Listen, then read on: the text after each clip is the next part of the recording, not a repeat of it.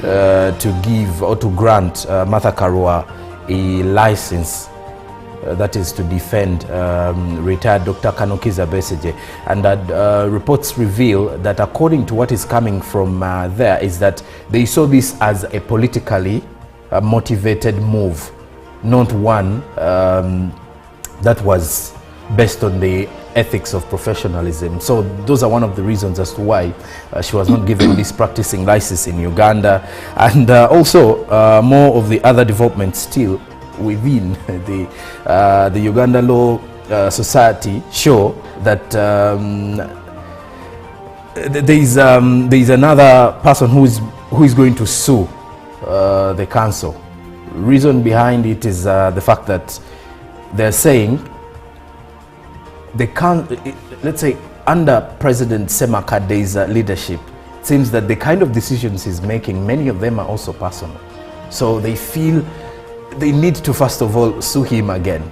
And so more developments are coming in. Suing, counter suits, it's basically Omuganda agamba chitokota sichisanikire in the Uganda Law Society. But Joram, on the Martha Karua incident, one would also say that probably the Uganda Law Council has also refused to grant her the temporary practicing license because that decision they made is also politically motivated. If you studied literature, every side of the coin is true depending on how you can defend it. So they could be right that her move to defend the retired colonel is politically motivated, and someone could argue that their refusal is also politically in fact, motivated. the person who is actually suing the Uganda Law Society is Miss Fiona Wall Nabasa. So she's suing in fact she has already sued, suing the lawyers umbrella body, and of course Mr. Moses Mwasa for allegedly omitting her name from the final nomination for a representative of the Uganda Law Society to the Judicial Service Commission. Interesting. Now, if you don't know Fiona Wall, she's a former president of the Uganda Law Society. A lot has been going on since Semakade became president, and I believe we are yet to see even worse or better. I don't know, but a lot has been happening that side. Now, going to Studio B, Chiraba Robert, good morning. A lovely morning to you and our viewer. Thank you so much for waking up with us. The team is here. Olive, very smart. And of course, Sonko, as usual, the young lad is here. And this time is not beginning with the week is going to be good, the month is going to be good.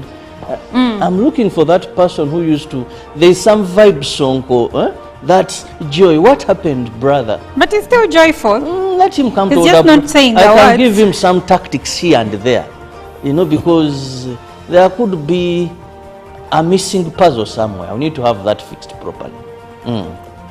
Okay. So you normally say that have children by choice, not by chance, right? And in Japan, that's what they've had for a long time, and now they are struggling with an older population. Don't you think that if we employ whatever initiatives they employed back in the day to manage population growth, that at some point, maybe 30, 40, 50 years from now, Uganda may find itself with an older generation and population, that is not that vibrant or energetic to, you know, run and contribute to the country's socio-economic development? Well, Japan took those measures and see what they have been able to achieve. Now it is time to open again because they have moved milestones. You know, you need both quality and quantity in terms of population. Now, once you have quantity and you don't have a quality population, you have youth who are useless down there taking drugs all the time. They are committing offenses to defilement, to everything, because they are not planned for, because they don't have any form of employment. I don't know if colleagues, you've moved down those ghetto areas. I wouldn't advise Olivia to go there alone. She may not survive. But there, you get an opportunity to find someone who doesn't even know which day it is, which month it is, which time it is, ngayavu decoder. And many of them are there.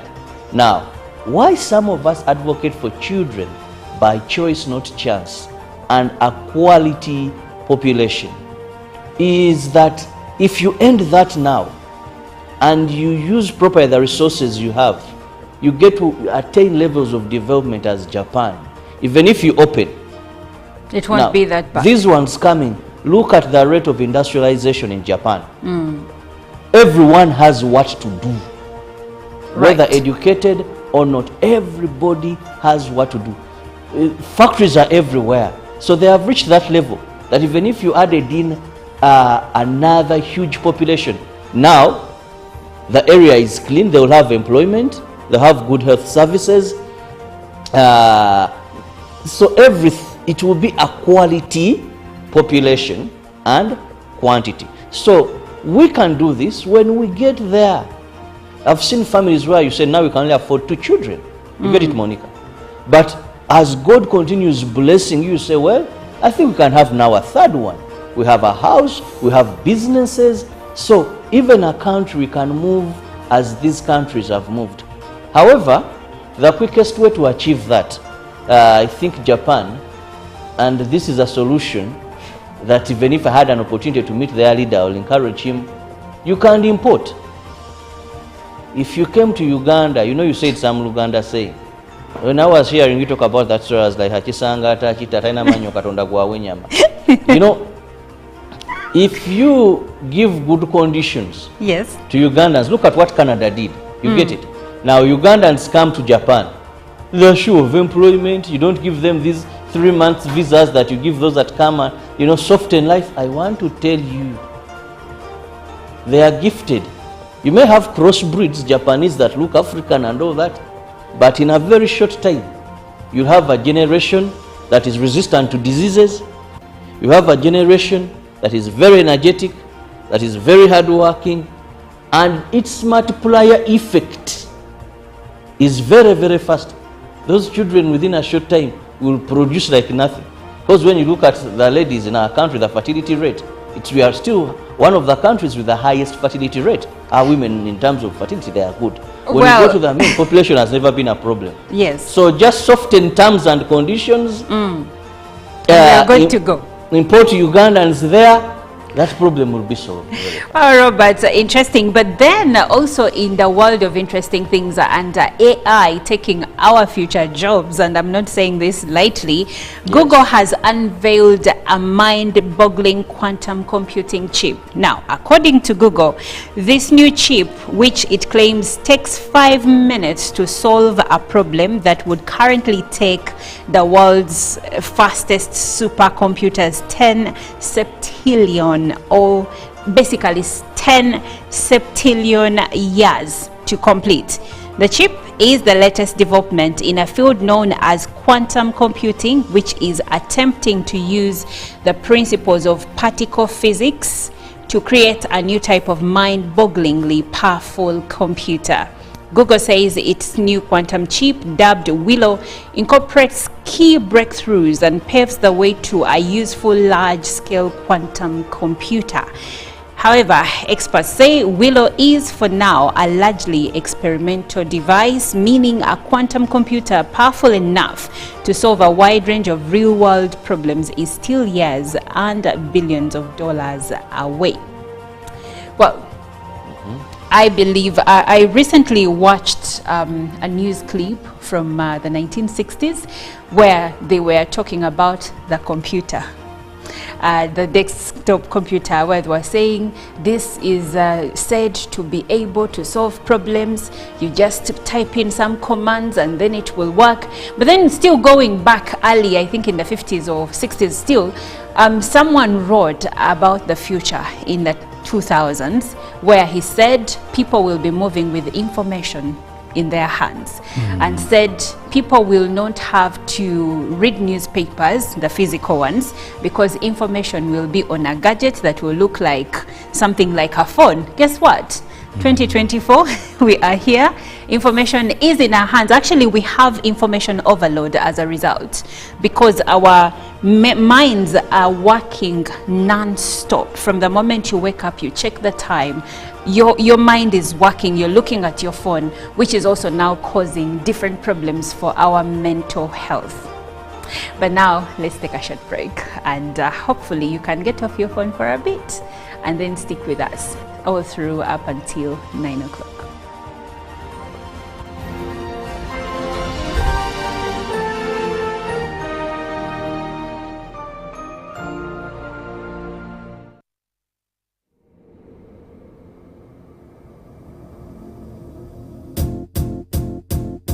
It might seem crazy what I'm about to say. Sunshine, she's here, you can take a break.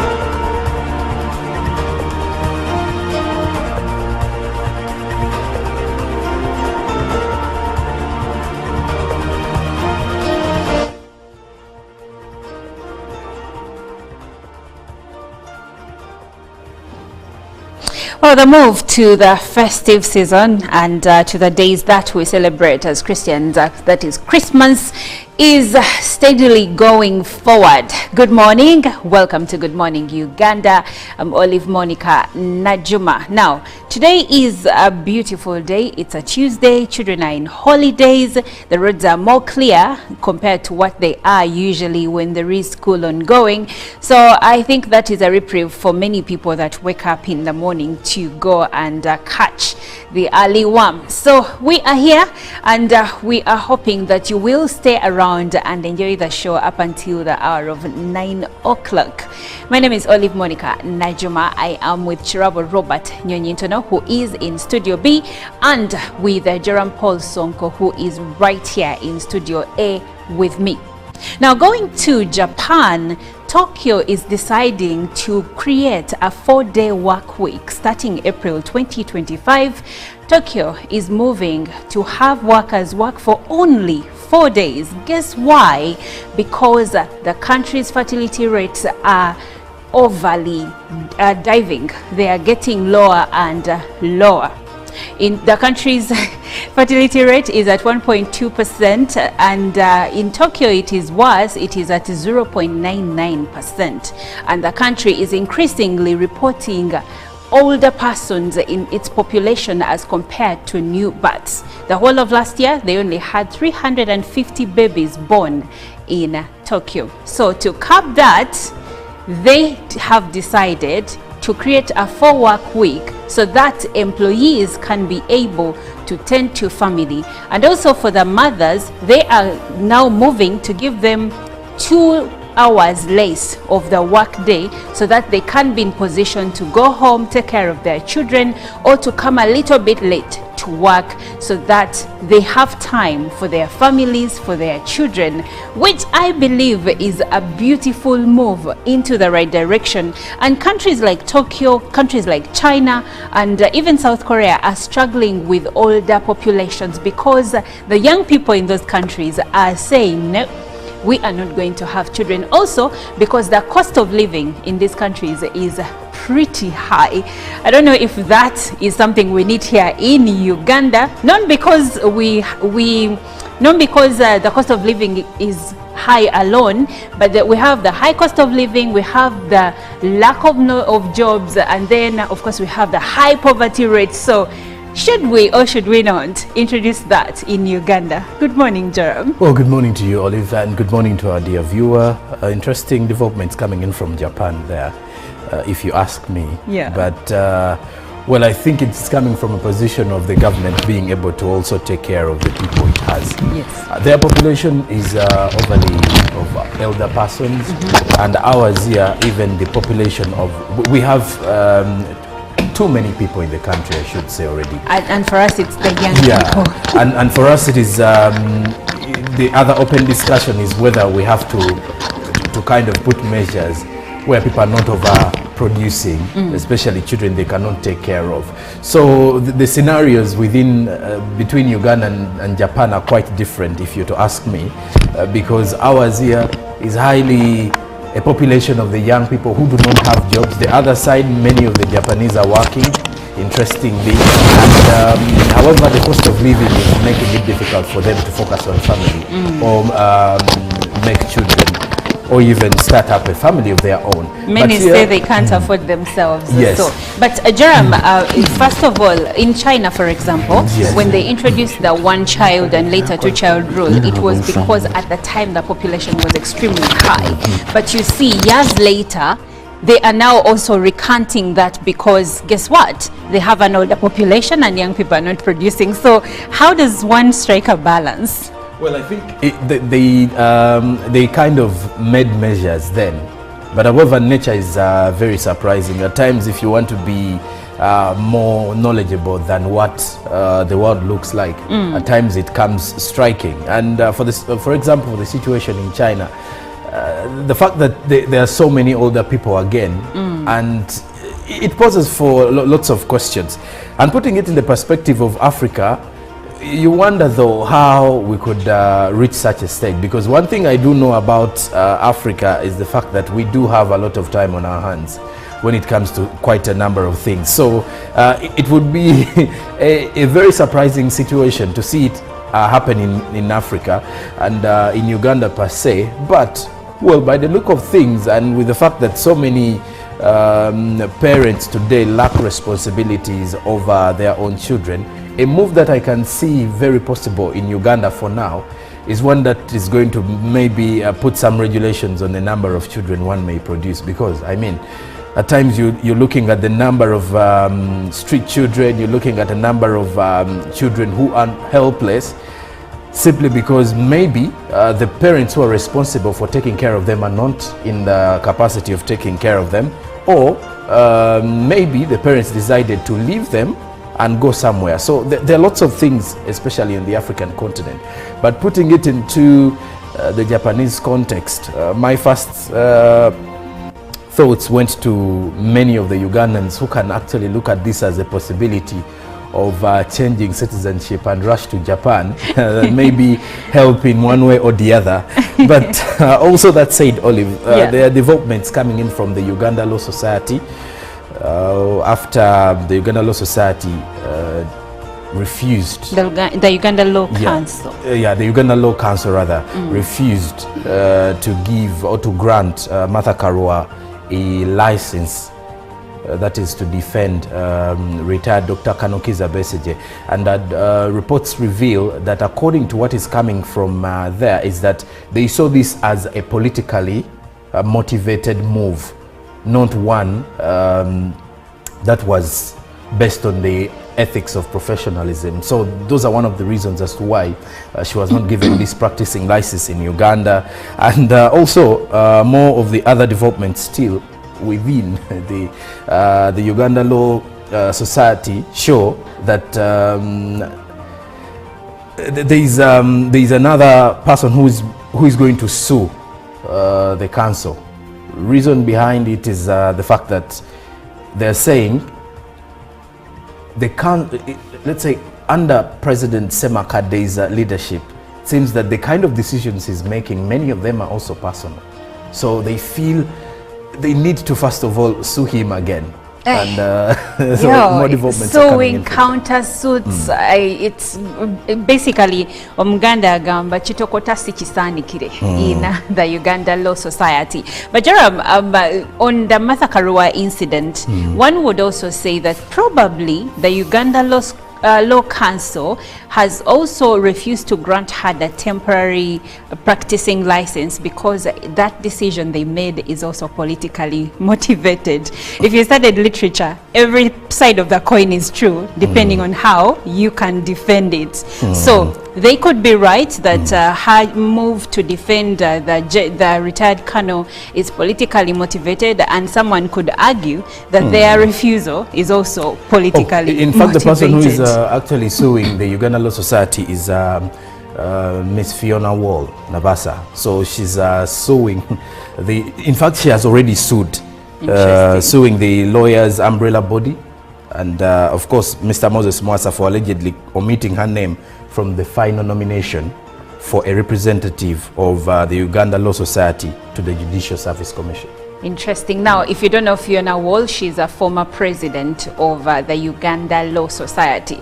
A lot has been going on since Semakade became president, and I believe we are yet to see even worse or better. I don't know, but a lot has been happening that side. Now, going to Studio B, Chirabo Robert, good morning. A lovely morning to you and our viewer. Thank you so much for waking up with us. The team is here. Olive, very smart. And of course, Sonko, as usual, the young lad is here. And this time is not beginning with the week is going to be good, the month is going to be good. I'm looking for that person who used to, there's some vibe, Sonko. That's joy. What happened, brother? But it's still joyful. Let him come He's to just not saying the I can words. give him some tactics here and there.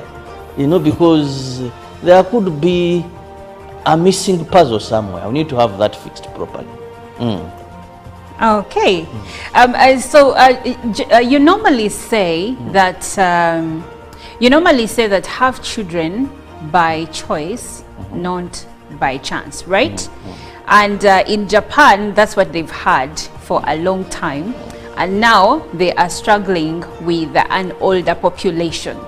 Don't you think that if we employ whatever initiatives they employed back in the day to manage population growth, that at some point, maybe 30, 40, 50 years from now, Uganda may find itself with an older generation and population, that is not that vibrant or energetic to, run and contribute to the country's socio-economic development? Well, Japan took those measures and see what they have been able to achieve. Now it is time to open again because they have moved milestones. You know, you need both quality and quantity in terms of population.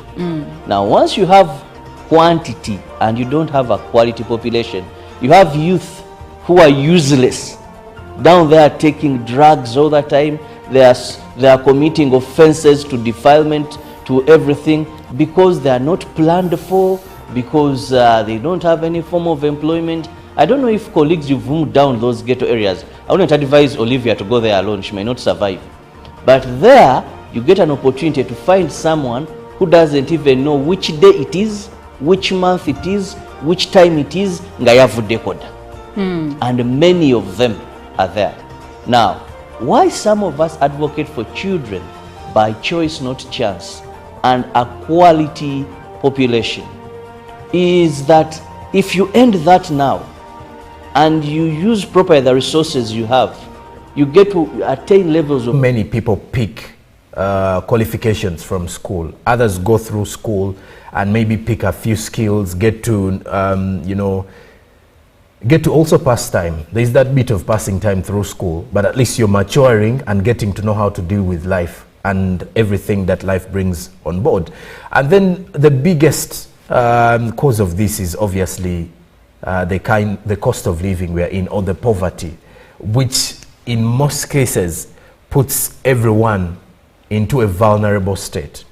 You're looking at these young girls who have grown up in, let's say, poor families, or they come from humble backgrounds, and at times even the parents do not have a lot of say when their child is, if there is someone who is highly interested in their child. So some parents who are from poor backgrounds as well will look at this as the only way to survive taking care of their children. So if the child is in the adolescent stage, maybe the parent would be like, okay, I cannot take care of this child, I cannot pay the school fees, and she's almost reaching, let's say, 18 years, or she's almost reaching 20. I can easily marry her off. This person is going to take care of her. I get two things in turn. I get yes, bride price, and then I'm getting the bride price, however small off. it might be at the time. Yeah. But at the end of it all, they're taking off the responsibilities away from you. And most of the parents will end up accepting their child to go. And also there is the bit of some cultures. We do have some rigid cultures, and many of these cultures have also made it very difficult for modernity to thrive in some parts of Uganda. Why I'm saying modernity to thrive, with modernity, the way decisions are made, or the way life is, how people do life is quite different from the ordinary way we were used to. Because today, in the modern world, in a world filled up with lots of exposure, the chances are very minimal for you to marry a child who's legally, an individual who is legally young by law. Because here, 18 years is when someone is termed to be an adult. Meaning, if you have 28% of young girls indulging in sexual activities, that means we are not doing enough. And when it comes to the again to the causes, like I was mentioning about the issue to do with the cultural practices, there's some cultures that are really okay with marrying off these young girls, whether she's 17 or 16, and you'll even see men of high value having no problem with it. And someone coming out to tell you that, well, this is how our culture is designed, and we're not going to fold because of modernity. And in such circumstances, it puts us in a situation of modernity versus the culture. And at times, many people would definitely say the culture has to overweigh the modernity. We can live without modernity. But however, you do realize that at times, modernity has brought in so many good things at the end of it all that has saved and has upheld so many, or that has empowered so many young girls. So I'm thinking of the fact that besides the poverty, besides the lack of, or the inability to access education, and then the culture bit of it, or the culture perspective, is making it very difficult. But then also, Olive, there's this bit of the fact that we're talking about the 16 days of gender-based violence, and 16 days of activism against gender-based violence, which come to an end today. There is this bit of, do people really know that early pregnancies or sleeping on young girls is also violating them? It is. Because that goes into the sexual abuse. Because we do have so many predators in society today, so many, who have normalized sleeping around with young girls, sleeping around with high school. And the argument is she didn't look that young. Exactly, secondary school going children, and the issue is her dress code. So at times you're looking at the kind of society or the kind of people we are living with in society today who do not understand the magnitude of And also- violence and and sexual violence Yes. on these young girls. So they are okay with whatever they do or the kind of acts they inflict and the kind of pain they inflict on these young girls as they are growing up, because it has contributed highly to the levels of prostitution we are seeing. Now, Jerome, it takes us to the next point of inquiry. These young girls that are getting pregnant, are they being impregnated by their peers, fellow teenagers, or older people? Who is impregnating our girls? Well, surprisingly, it is not so common to see their fellow teenagers or age mates impregnating them. And I'm not saying So they who do not. is impregnating our Most of the girls? cases are of people who are being looked at as their mentors. It's either a relative, a distant family member, But older men. older men, and Okay. we've heard of these scenarios where it's either let's say someone who's already many people normally accuse border men, people who work in let's say the chapati vendors, but we also have scenarios of suited up men or corporate men who are sleeping around with young girls. So meaning it is not their age mates, because at times their age mates are either in school or scared of indulging in some of these sexual activities. But then when you look at the older men, because for them they have nothing to lose at the time, and they feel whatever they are doing, no one is watching, they can easily manipulate these teenagers.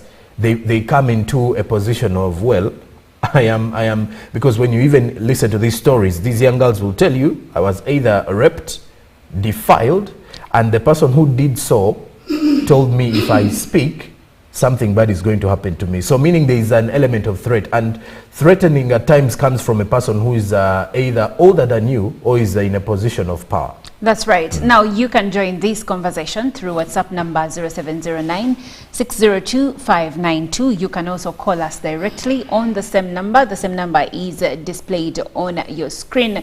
We are seeking ways to address the high rising number of teenage pregnancies in the country. According to Jerome Paul, he says that there are many factors that are contributing to this, including poverty levels in some families, but also some people's mindset, archaic ways of thinking, and also sexualizing young girls and objectifying them by some people, including parents who think that at some point they are a source of wealth through bride price. So many things to unpack here, but I would like to go to Robert. Now, Robert, statistics from the Population Secretariat and the United Nations Fund for Population Activities in Uganda, that is according to a report in 2021, they show that 24% increase in teenage pregnancies, 12% of these ending in unsafe abortions.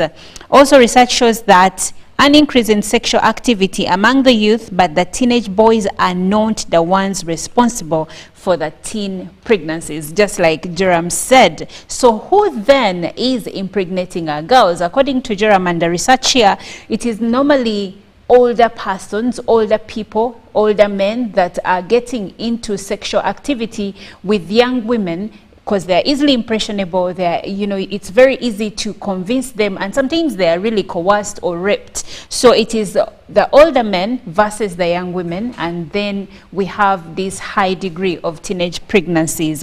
Now, Robert, I would like to bring for you to help us understand the need for sex education in schools, because according to counselors, they recommend that sex education should be taught to children from primary 7 to senior 6. But then in primary 7, sometimes we have children as young as 11 or 12. And to some parents, they feel like some of them are too young to be introduced to topics of sex education. So they're like, yes, physically, they look maybe older because the bodies today, for some reason, children are, their bodies are maturing a bit faster, but the parents argue that the minds are still minds of very young children. What would you say about this? Well, I would say information is power. And when you have information, it gives you a better way to protect yourself, to guard yourself. But also, for these young minds, sometimes when you trigger them into something where they pick interest, unfortunately, they may love to experiment. So that is the dilemma. That much as we need to give them the information, which is power for them to know that if I meet a sonko and this happens, I may become pregnant. I may end up part of the statistics of unsafe abortion. I may lose my life. I may end my education. Now, that is very important, no doubt about it. But how do we ensure that the people we are giving this information is going to do them good than harm? You know, like you said, today children start education, start school when they're very young. Yes. P7, they're very young. So it's very dangerous to get information and give it to a mind and a body that are not prepared for that level of information. It will only trigger them to experiment. So sex education should happen in schools, but we must, I think the question here is not that we shouldn't have it, but at what level do we introduce it? But Robert, when we talk about sex education, what exactly does it stand for? Maybe we could start there for the parents to have a clear understanding of what it is, because in some cases people think you are teaching children what to do when it comes to sex. It's not teaching them what to do. It's letting them aware of how best they should handle their selves when it comes to sexuality. Letting them aware that your body itself has ability to do this and ability to do this, and you can avoid this for you to have a better future. You know, the teacher is not going to come to class and tell children, you know, your boys, your girls, you know, go sleep together. It's not encouraging. Sex education is about having enough knowledge about your body changes, and what can happen in case you're not responsible enough. That is what should be taught to the children. Leave alone these issues, the senior woman after preps or during preps has taken girls to a certain corridor, a certain corner. Boys go alone. Girls, that's, you know, not organized. It doesn't have a particular syllabus the following. Sometimes even who we call the senior woman is not a professional teacher, a matron picked somewhere. You get that drama. So here we are saying, let it be formal. Let's know that this is the content being taught to our children, because information is power, like I said. But when you put so much that a brain can contain at a certain age, you just trigger them. I was speaking to one of my friends and he said, I grew up being told drugs are bad, but because he was introduced to this very young, he said, I wanted to try. Now I tried it. You get it? Now this young girl may not be lucky enough to try the try and come out not a child mother. So that is the biggest problem. But also, much as Joram said that not all girls in school don't get pregnant, you have those that are in school and get pregnant. But we need to improve our education system. Because between you and me, we know that one of the safest places is to keep a girl in school. Now, I've gone to many communities, discussed with very many communities, and why certain times this prevails is because a father may take a child to UPE, fine. You know? Now thereafter, they don't have the ability to continue educating this young girl. Now what comes in his mind, this girl is going to get pregnant here in my home. And I'll get that, there's that public shame. All that. So when the father, because some of these girls are married off. Now, when the father sees a potential man in his wisdom, and the mother, they'll feel it safer to marry off this young girl. Or when uncertainty happens, it's safer, let's sort this out. So we need to ensure that much as education is a right in our constitution, indeed it is a right practically that every child can access fair, it may not be top-notch quality education, but fair education too. Our laws are very clear. But as long as we do not expedite these cases, because the good thing when you expedite these cases, you set precedents. I want to tell you, I've seen a community where only one stubborn young man was arrested for defilement, and it changed The entire community. the entire community.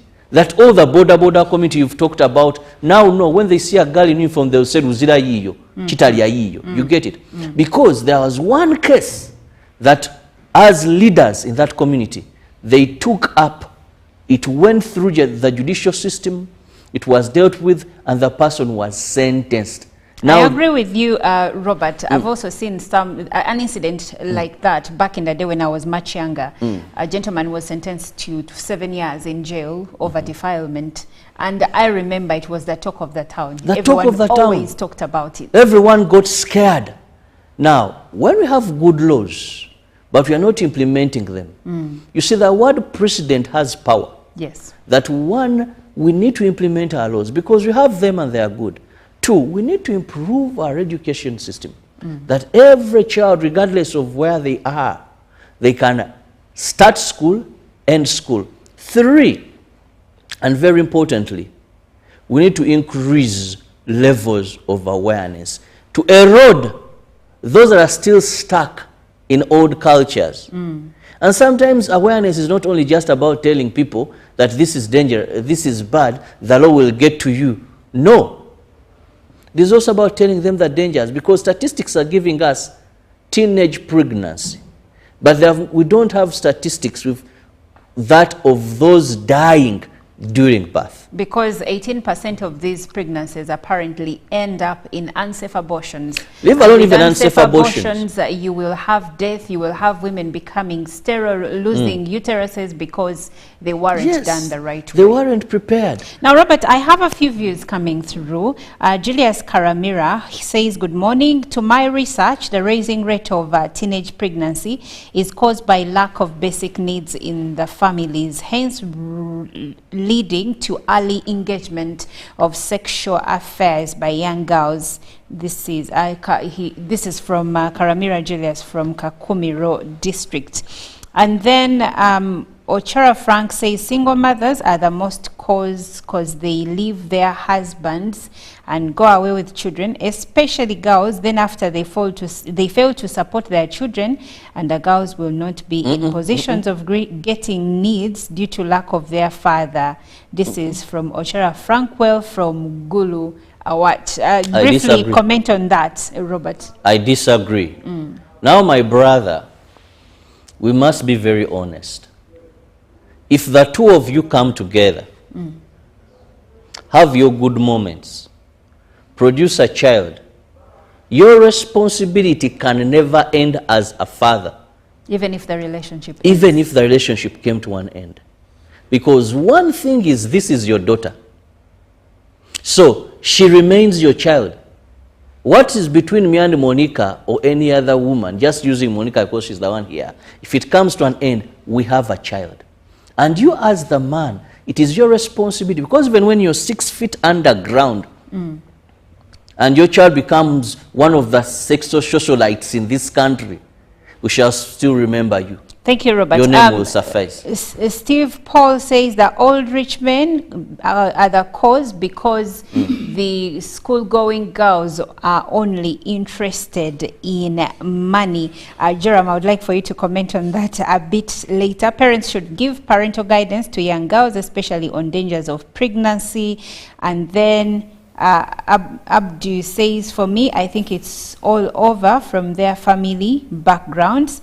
And then this one says, thank you very much for the program. I'm Tito Tukamhewa, a teacher now watching from Uganda. I think the dress code for these girls is also becoming a problem. Girls themselves attract rapists and attributes to all these ICT, basically social media. But also now, some teachers have not done us good. There have been key suspects there. Yes. Jerome, going back to this one who said all rich men, girls are interested in money, and then this gentleman saying that dress code, a teacher moreover.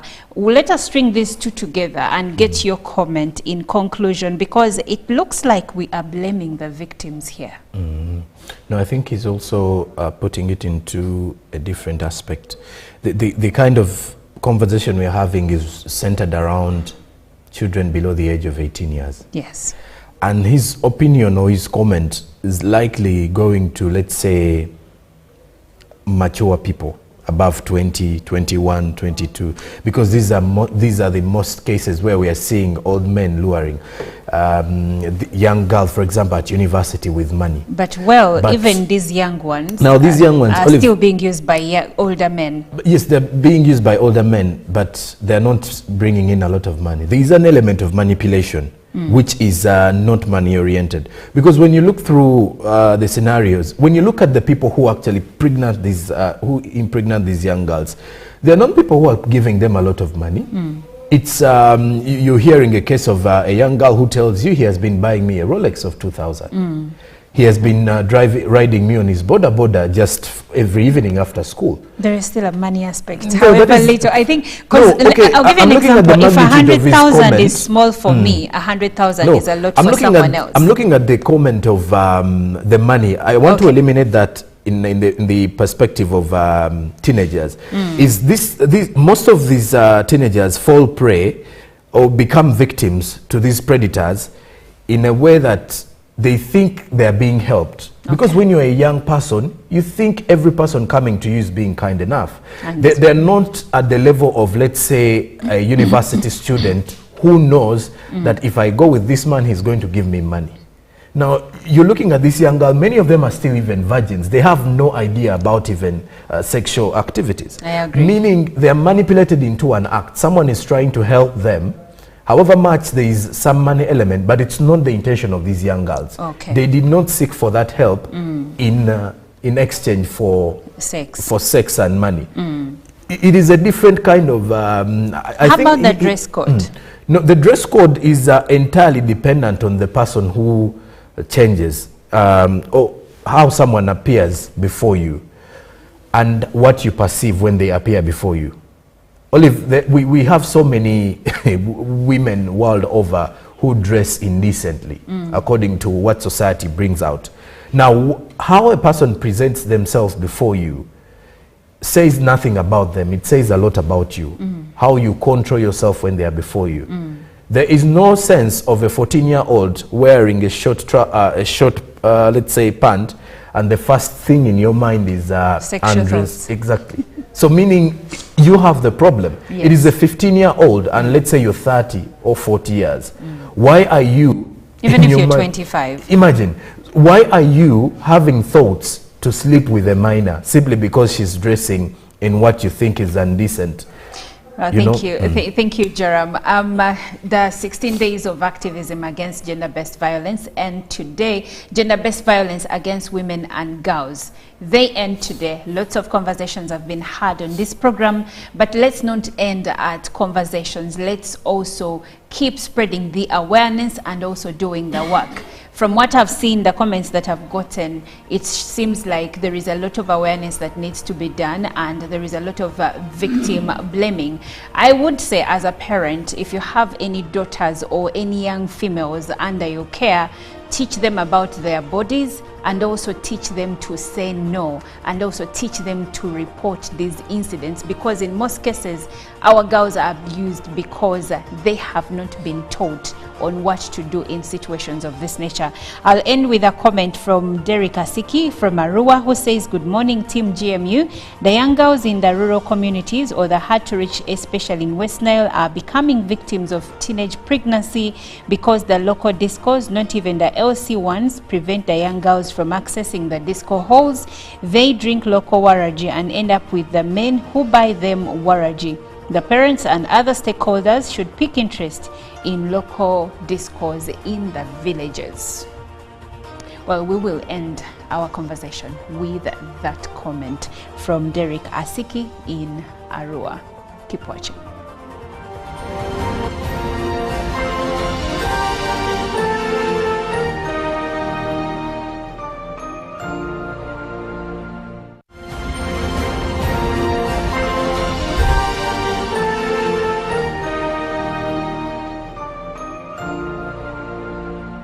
The Deposit Protection Fund of Uganda, DPF, is a legal entity established by the Government of Uganda under the Financial Institutions Act, Cap 57, to ensure that depositors are paid their protected deposits in the unlikely event of failure or closure of a contributing institution regulated by Bank of Uganda.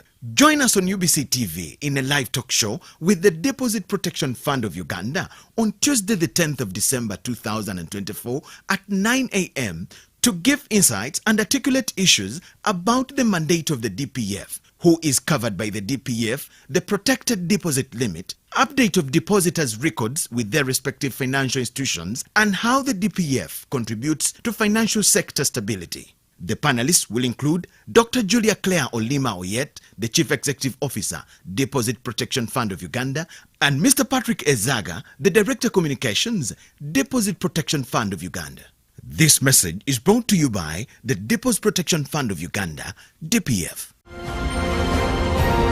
Live from UBC Studios in Kampala, this is Good Morning Uganda.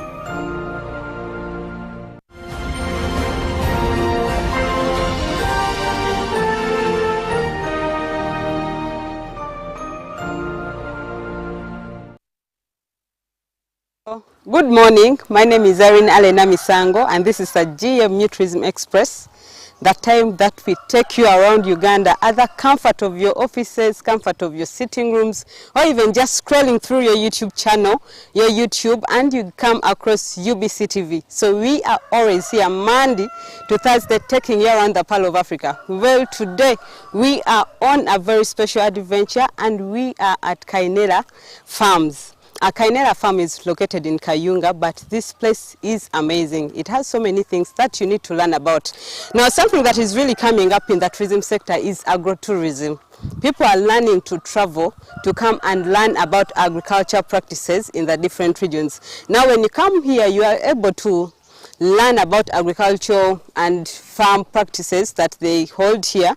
You're able to learn what can I take back home, what can I pick from here, what can I maybe teach to someone else. Now, it is not just about leisure, it is about education, it is about farming, and then you merge it with leisure because the place has so many things. It has camping sites, it has horseback riding, it has camels, it has you see so many things that when you move around. So when you come here, you're going to learn about farming. That is the major product for Kainera Farm, agrotourism. You come and learn about farming. However, that is not the only show for the farm. Other things, other activities are really happening here. Just like we are going to take you around, you are going to have quad bikes, you're going to have nature walks, you're going to see people camping, you're going to see people enjoying different things. But amazingly, you're also going to see how people are enjoying the carnival, the Kainera Food Carnival. Now, Kainera also holds something very special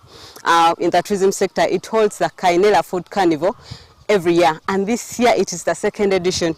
Numbers of people have come to this place to enjoy the food carnival. Different local foods are here.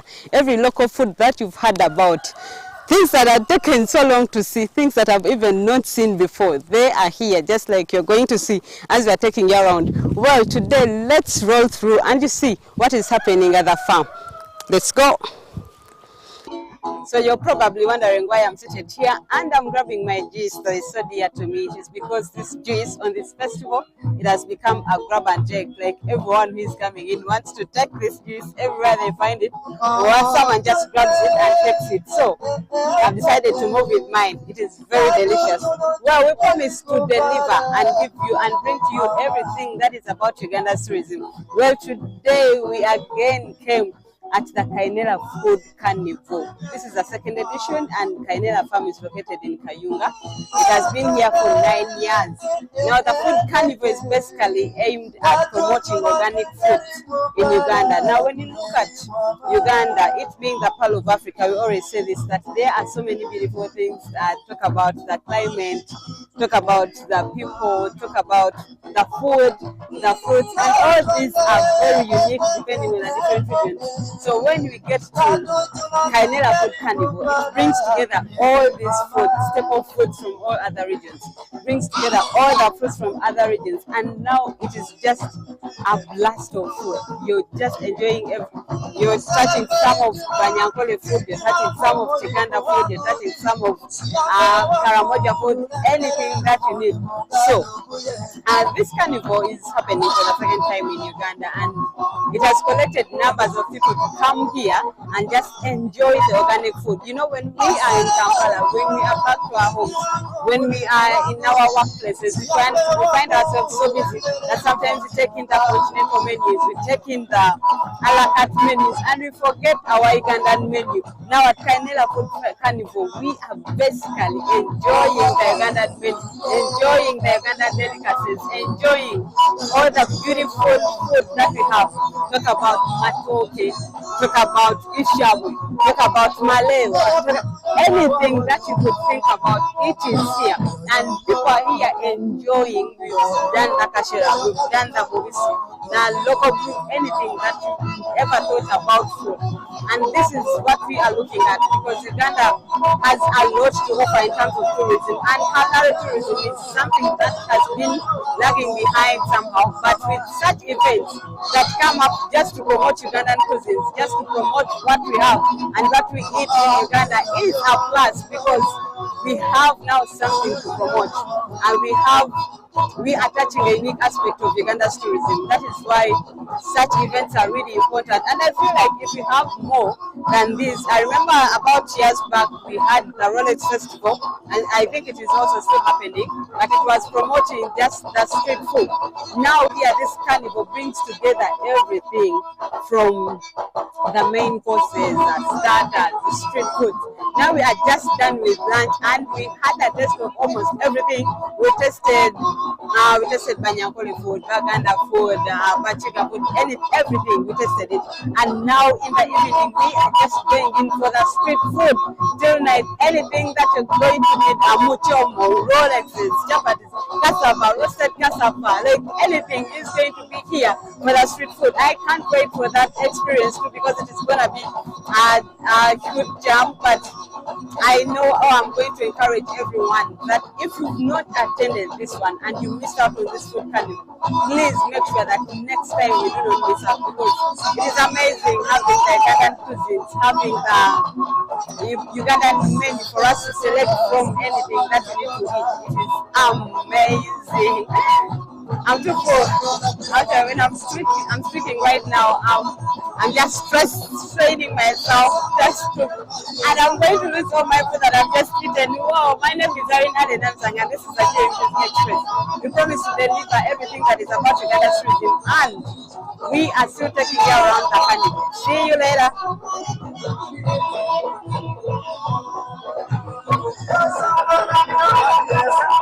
Give you, come tell them what you want. Could be the bikes. There's also cycling in case you want to.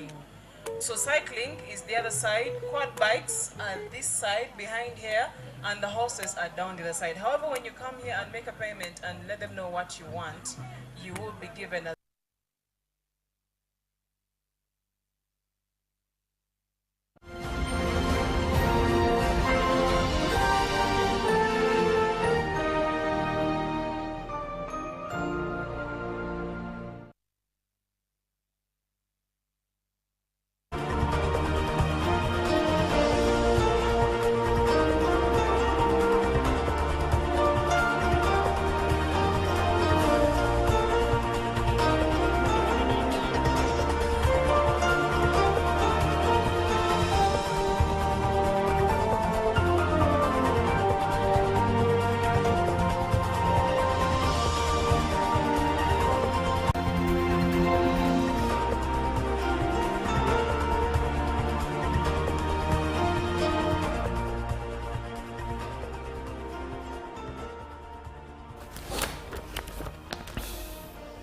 Well, it's good to have your company. Welcome back from the Good Morning Uganda Tourism Express. It's now time for the GMU Business Update. We start off with the Prime Minister, the Right Honourable Robina Nabanja, who has assured investors from the United Arab Emirates that Uganda has vast investment opportunities for them to exploit. Nabanja made the remarks while officiating at the first Dubai Chamber International Forum, which was held at the Sheraton Hotel in Kampala. The meeting is a follow-up to the business trip that the Prime Minister made recently to Dubai, where she invited the investors to come to Uganda. The meeting was also graced by His Excellency Mohammed Lota, the President and CEO of Dubai International Chamber, and a number of investors from both Uganda and the UAE. Nabanja revealed that it is important to take a moment to appreciate the achievements between the two nations. And in 2023, trade between the UAE and Uganda surged to over $3.8 billion, an incredible milestone that was largely driven by both nations. Now, the Premier revealed that the foreign direct investment from UAE to Uganda is worth $3 billion in energy, infrastructure, healthcare, agribusiness, oil and gas, manufacturing, construction, real estate and tourism, as well as assuring the investors that the potential investment opportunities are quite many, and there are also other sectors that are yet to be untapped. Now, Nabanja revealed that she's optimistic that the forum will achieve its main objective of facilitating dialogue between the UAE and Uganda, and in turn also improve on the agreements between the private sector foundation and of course the private sector players of the United Arab Emirates, and in turn foster trade and investment. The president of the Dubai International Chamber revealed that they are ready to further hold collaboration between Uganda and the UAE in trade and investment. And away from that, we now talk matters trade expansion, because the Dubai International Chamber signed a memorandum of understanding with the Uganda National Chamber of Commerce and Industry. The Uganda National Chamber of Commerce and Industry's official Sarah Chigogo revealed that the agreement explores expansion opportunities for Dubai-based businesses in Uganda. This partnership marked a new chapter in strengthening trade relations between the two countries, and the memorandum of understanding outlines a framework to identify and unlock key investment opportunities, focusing on priority sectors such as trade, manufacturing and tourism. Uganda's strategic location in East Africa positions it as a gateway to a regional market of over 300 million people, making it an attractive destination for businesses aiming to expand their footprint. For Uganda, for example, this partnership promises foreign direct investment, industrial growth, job creation and enhanced global trade connections. And as the agreement takes effect, both parties are optimistic about creating a sustainable roadmap for mutual economic growth and establishing Uganda as a vital trade partner in Dubai's global expansion strategy. And well, we sum up the business updates this morning by looking at the forex market to see how various currencies are faring on the exchange. This is courtesy of the central bank. Close of business yesterday saw the US dollar buy at 3,655.95, while selling with 3,665.95. Though opening time, the US dollar was buying at 3,663.41, while selling with 3,673.41.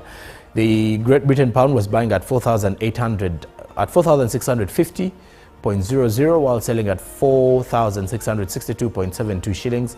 The euro was buying at 3,851.90, while selling at 3,862.44. The Kenyan shilling was buying at 28.28 shillings, while selling at 28.36 shillings. The Tanzanian shilling was buying at 1.40, while selling at 1.41, as the South African rand was buying at 202.62, while selling at 203.17.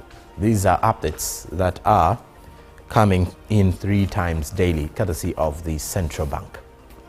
Well, that does it for business this morning. Olive Monica Najuma is here with the traffic updates. I'll be back tomorrow with more business.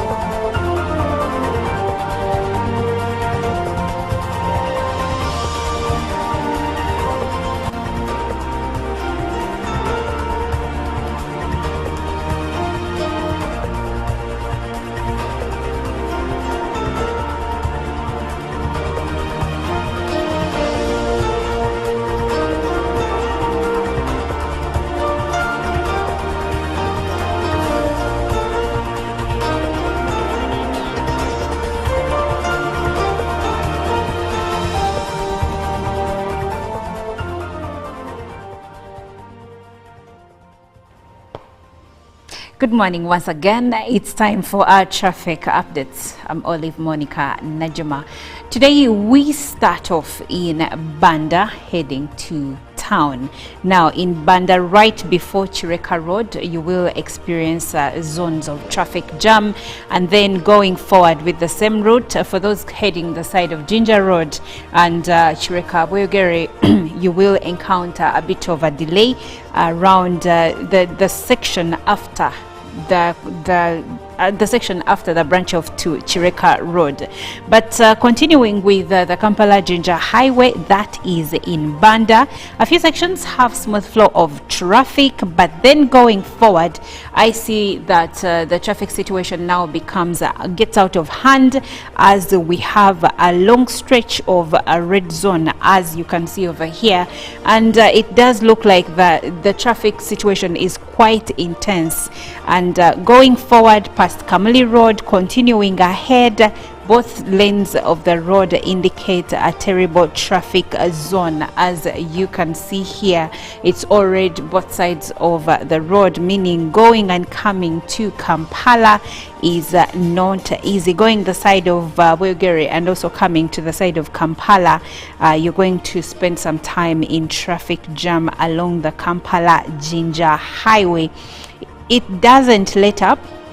We continue with it, and I see that those that are using the branch off, that is the alternate route, that is Banda C1, the entire stretch has intense traffic jam, so you should brace yourself for that. And as you join the main Kampala Jinja Highway, you will still experience intense traffic jam. Now a few sections forward, we now get to experience smooth flow of traffic. If you're coming from the areas around Nabisunsa Close, there is smooth flow of traffic around this zone. Continuing with the same, going ahead and trying to launch into the areas of Nakawa, I see that we have smooth flow of traffic around this zone. But still, when we reach the intersection at Spear Motors, we have traffic jam coming in from Kampala Jinja Highway, but also coming in from Ntinda Road, and then coming in from Nakawa Jinja Road as well. Not so intense though, so you may not spend so much time here, but it is just this minute and things could change later. Continuing with the same, I see that now we have intense traffic jam in Nakawa still. Katalima Road is bringing in intense traffic coming in from the side of Naguru, feeding into the main Kampala Jinja Highway, and both lanes of the road are in the red. And going forward with the same, now we have smooth flow of traffic right after the Nakawa traffic lights. If you're coming in from Lugogo bypass, we have smooth flow of traffic there. There is a bit of traffic going coming in from the side of 4th Street, and then 3rd Street is free. Archer Road looks pretty good, as now we head into the sides of the Ginger Road roundabout, which also looks pretty well. Wampeo Avenue looks okay, and as you transition into Kampala Road, you will experience a bit of traffic jam, but the good news is that after the Ginger Road traffic lights, then it is a smooth flow into Kampala Road and surrounding areas. Well, that does it for our traffic updates. I'll be back tomorrow to share the same. Good Morning Uganda continues.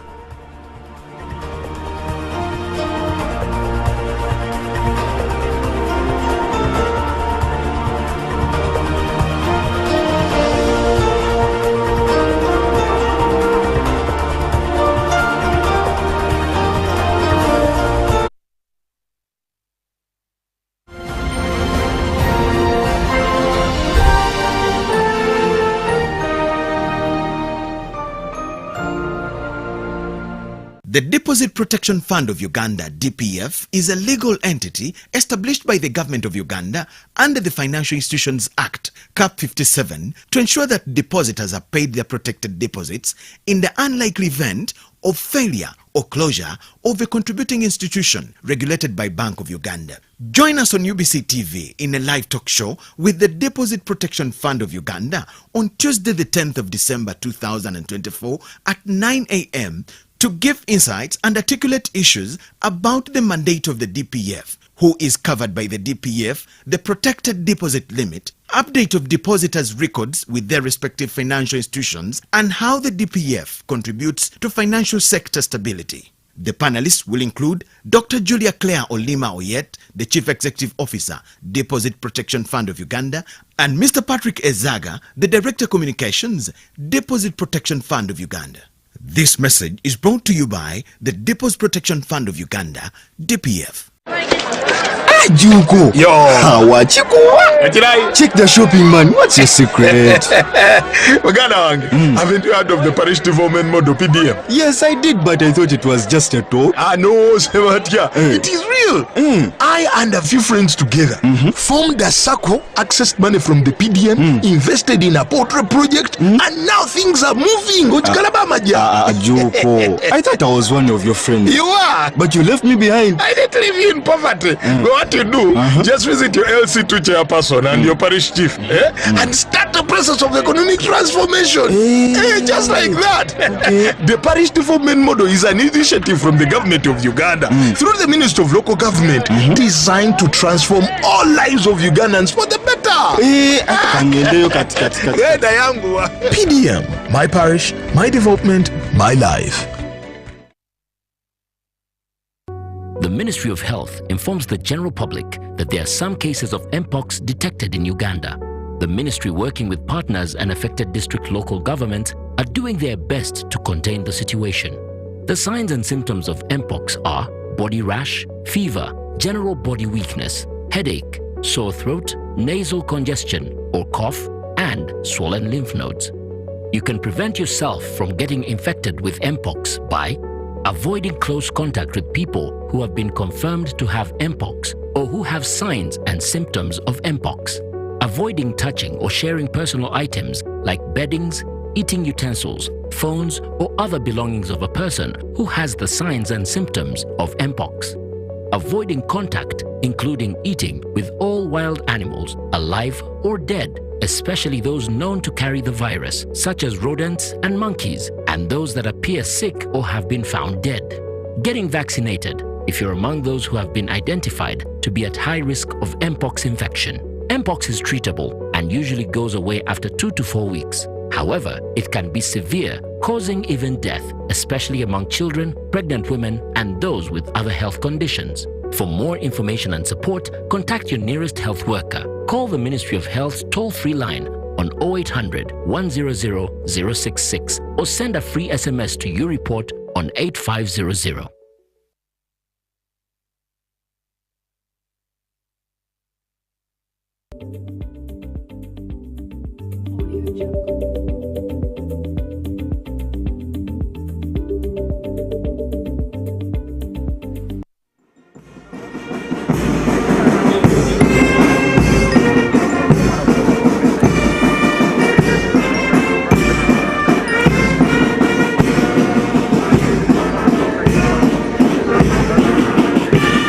His Excellency General Yoweri Kaguta Museveni, the President of the Republic of Uganda and Commander-in-Chief of the Armed Forces, assigned Uganda Prison Service a task to produce food and animal feeds.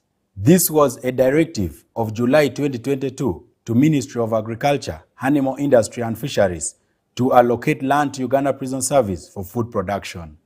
The allocation totaled to 50,000 acres, in which 30,000 acres is maize grain, 10,000 acres soya beans, and 10,000 acres sorghum.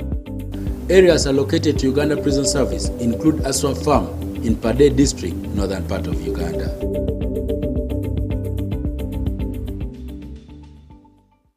This is Aswa Farm, originally from Aswa Ranches, land which was handed over to Uganda Prison Service by Ministry of Agriculture for food security intervention, and which came in as a necessity by the government program. And this one arose out of the food scarcity that was happening in the country, and the government through my felt that we should produce food. And this intervention includes Uganda Prison Service. Bush clearing here started on the 10th of October 2022, and it is progressing on well. Apparently, we have covered acreage of 1,000 acres, which is being prepared.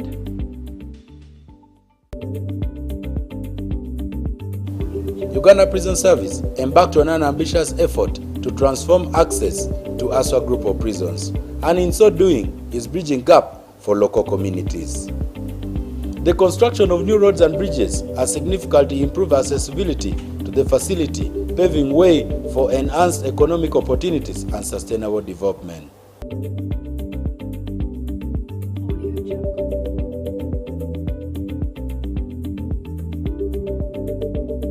Our manager as a technical person in this place.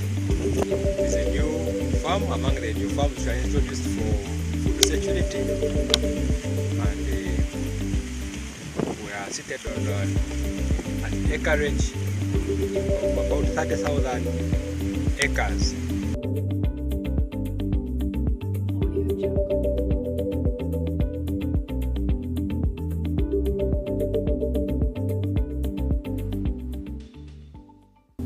As of now, about 2,000 acres is under cultivation for commercial maize production, with several harvests already realized over time.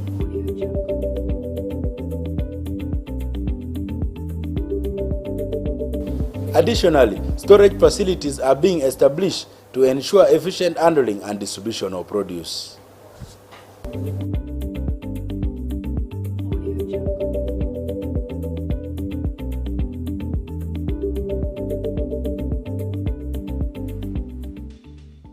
We are happy that in the neighborhood of Rugole, we are putting a silo, which is going to be a bulk storage, and whole produce from here can be evacuated and taken to Rugole.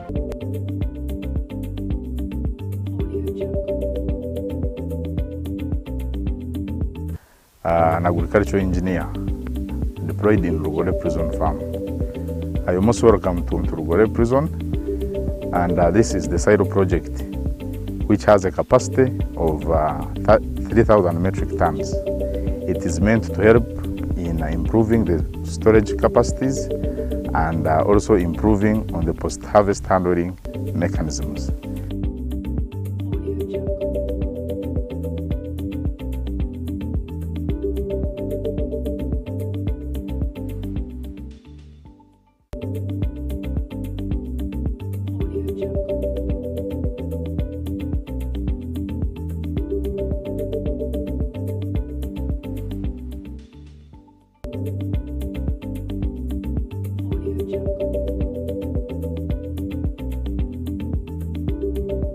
It's projected that in the next 3 to 4 years, Uganda Prison Service is expected to complete the overall 30,000 acres through establishment of more prison facilities within an agricultural complex.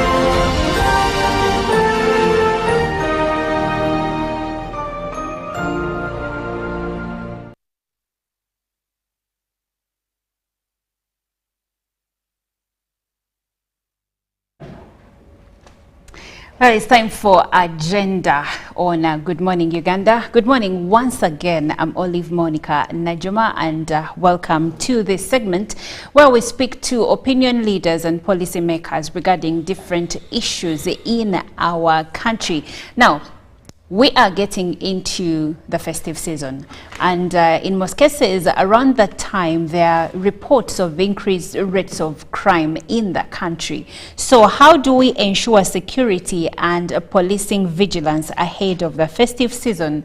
Well, we will be launching into this conversation with Anatoly Muletera, who is the Commissioner Community Policing, and we will see what is the rate of crime currently, and what has the Uganda Police Force done to curb the rising cases that have been reported in the media, but also highlight, are we doing fairly well compared to the crime rate that has been reported over the last years? For instance, in 2023, how much of crime was reported and how much do we have this year? Has there been an increase or a decrease? And what are our men in uniform doing to maintain law and order? So stick with us, and at some point I'll call you in to join the conversation. The number is on your screen, and we will have a conversation. If you have any questions for the Afande, please ask them, because he will be in great position to answer them. But first of all, Afande, good morning and you're welcome. Good morning. How are you? I am serving. That's nice. So how are you? I am great. I am great. I'm also serving.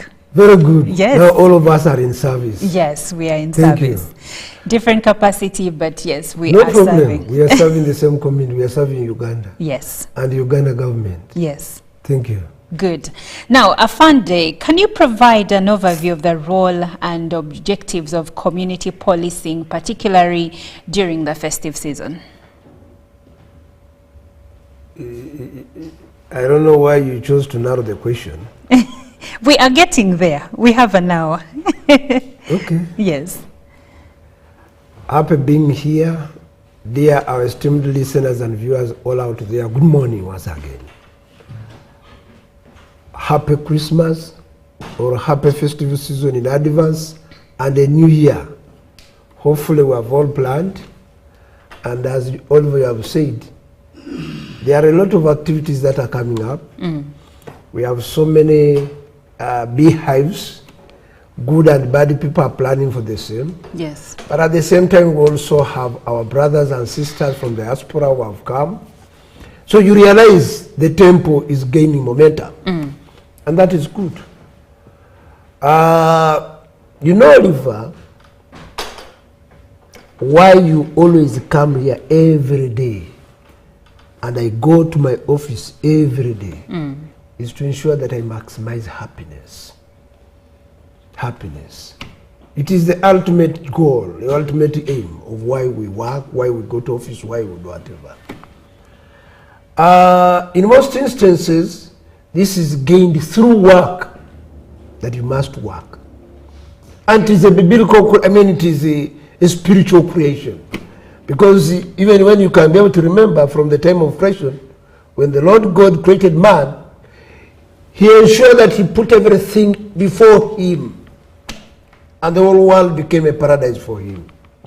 The ultimate goal was that he maximizes happiness.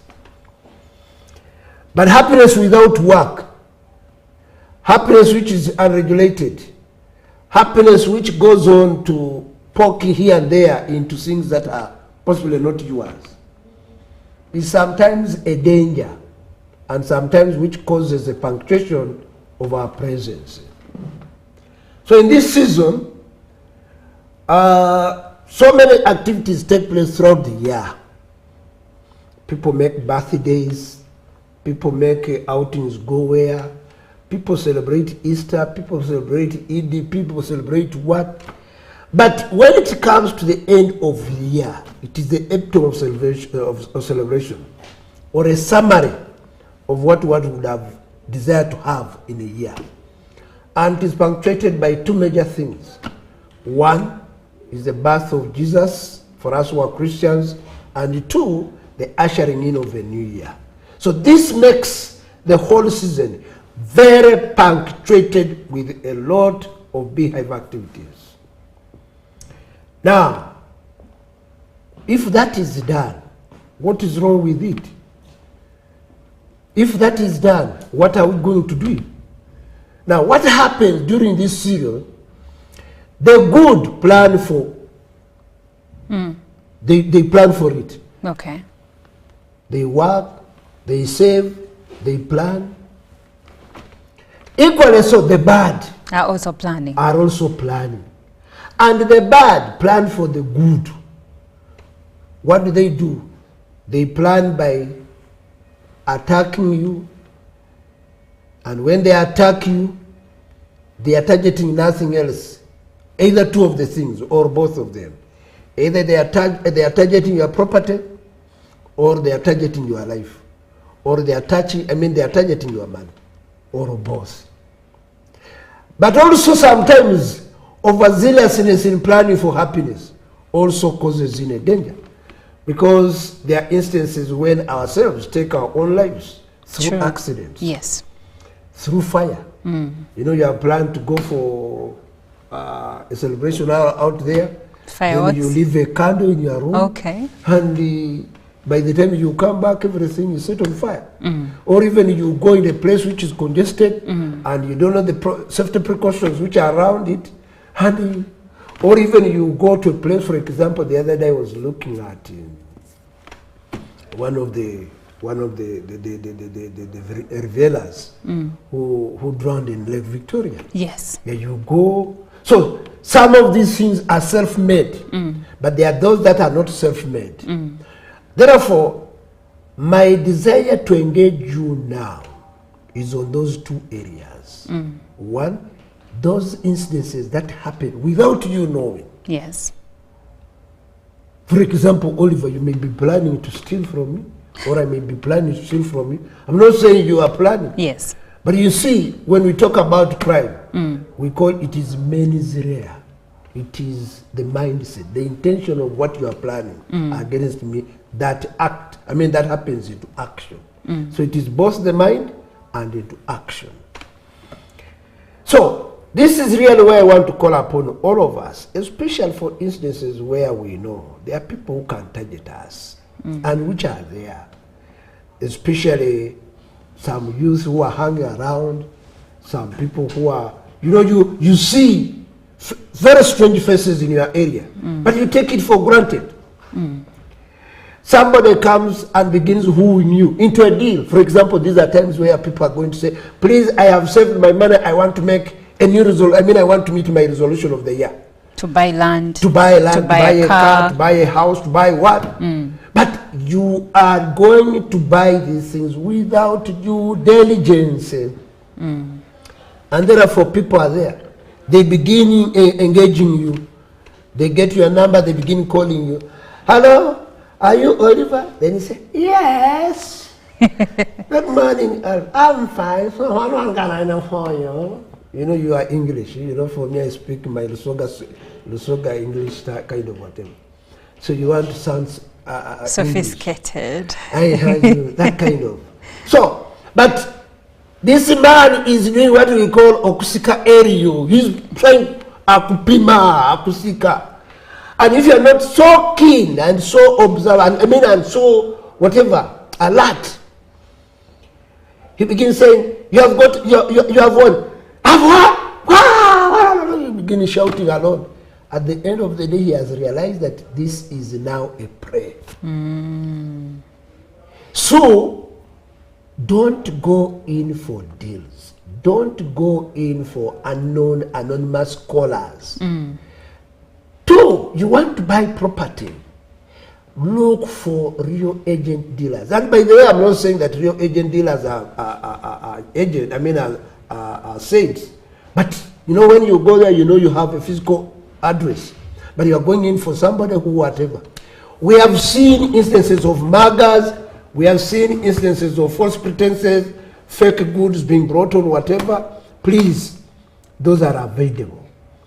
We have seen the instances of Chigali. I don't know whether you know Chigali. Chigali, no. You may think Chigali is this bicycle you are riding. No. No, the wooden one. No, bus no. parks. It's far from that. Hey, what is it? It is an ironical name. Okay. Ironical, you know, youth with a criminal mind who move in a long queue but targeting a prey. I mean targeting somebody is what we call a chigali. They are criminal minded and they move in between 3 to 10 or even 12. And they have a very swift operational method. They target people, one, in the wee hours, very early in the morning, late in the night. Sometimes they move communicating. They even deploy themselves. When they have realized that Mletero's house is a house where he doesn't fasten properly, and have observed properly how they can be able to penetrate through my doors, then they come. They use very sophisticated technology or methods. They can even use magnet. They can even use master's key. They can do anything. So some of these things happen. One, either we lack alertness, vigilance, or two, we are complacent about working together with you. So we need to be very, very swift. So in this period of time, the following are the incidences of crimes that happen. One, accidents, fatal, serious, minor happen. Two, fire outbreak. Three, domestic violence. A man has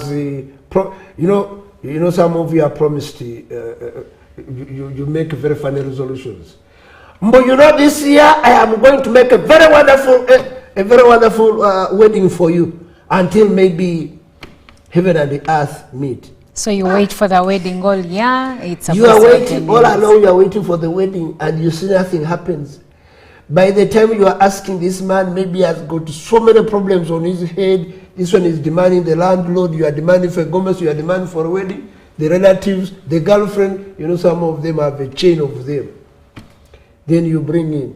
So the manifestations of domestic violence come in also. The others are murders. You'd go for deals. And murders are precipitated by three factors. One is a deal.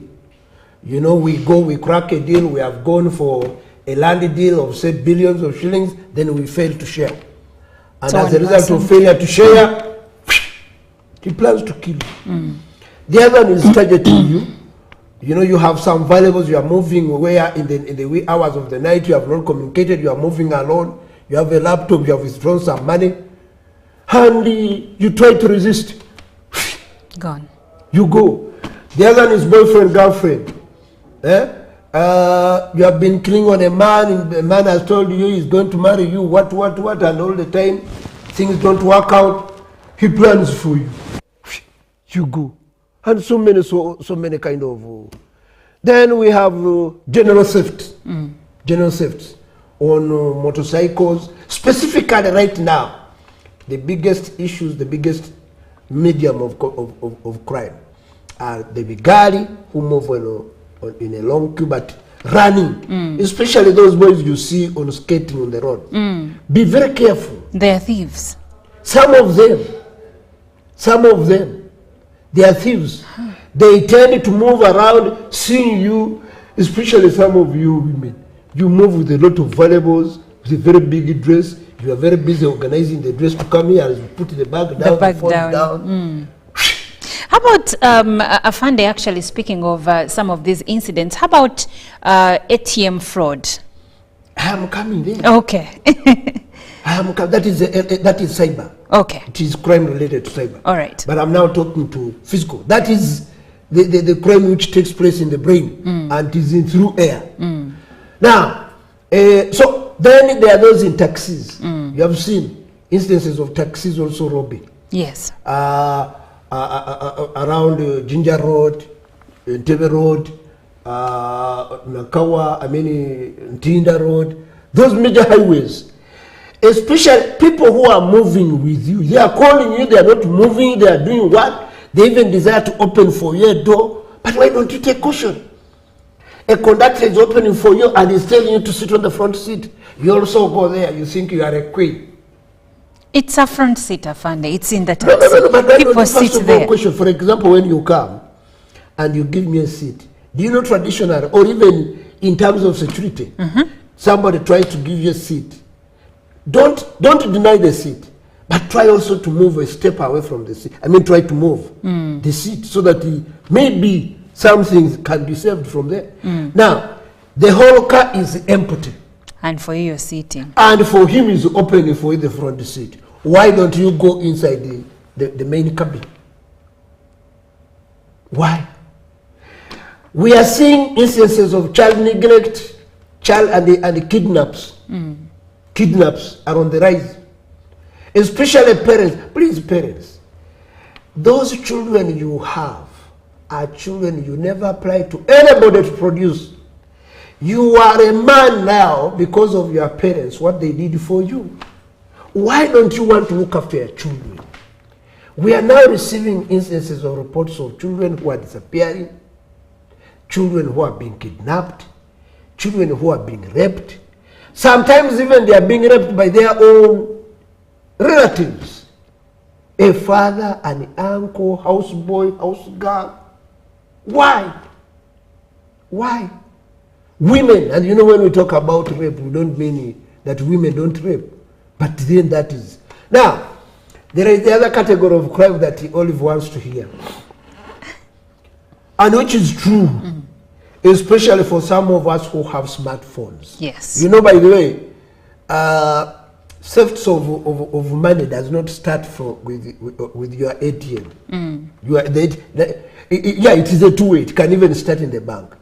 But it goes on how you manage your software, your smartphone. With whom do you share your smartphone? With whom do you share your account number? With whom do you share your ATM number, your PIN number?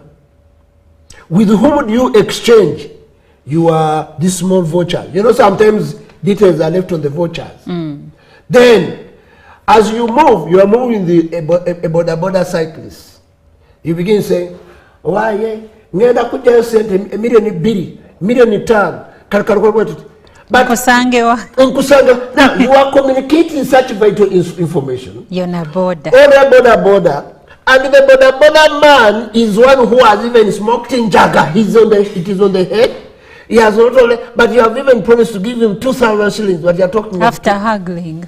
Yes, 2,000 shillings. Why don't you think that this man will hack a plan of how to get the millions from you? 2, when you enter the account, when you enter the bank mall, you go, somebody is even following you. He's following you, you begin filling the voucher. He's seeing you. He also pretends as if he's also feeling you. Then when you look at him, he moves away. That person is calculating you. When you move out, he also moves out. He's moving out, you bought a motorcycle, he sees your direction. He has his schemers all out there. They follow you. They follow you. Even the border man. The one you're sitting on. To sit on. I mean to ride you.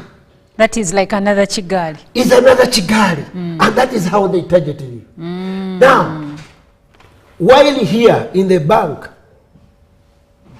when you feel whatever you feel, are you sure that you are not leaving any details behind? Are you sure that you are not dealing with only the teller there? 2, you know, technology as it is becoming very sophisticated. There are definitely 2 ways. There is that personal neglect, and then there is the other part of the bank. You know, because of these schemers, the criminals, they have devices in which they can go and download all ATMs, and even be able to get their PIN numbers of that whatever. So that by the time they get it all, they go as if they are doing whatever, but they go it and insert it. Just like